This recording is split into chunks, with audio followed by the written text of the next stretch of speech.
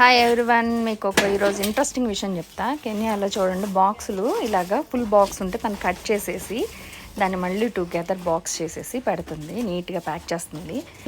నేను బర్త్డేకి గిఫ్ట్లు ఇద్దామని చెప్పి ఫ్లాస్కులు తీసుకున్నా, నీట్గా ప్యాక్ చేసి మనకి ఇస్తారు. నేనైతే ఎక్కువ ఇక్కడ రిటర్న్ గిఫ్ట్స్ అవి వాటి కోసం వస్తాను, తీసుకొని వెళ్తాను అనమాట. ఈ షాప్లో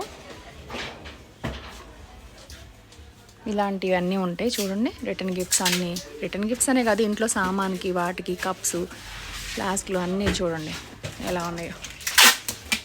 ఇలా ఎలా ఉందో చెప్పండి, నాకైతే బాగా నచ్చి తీసుకుంది.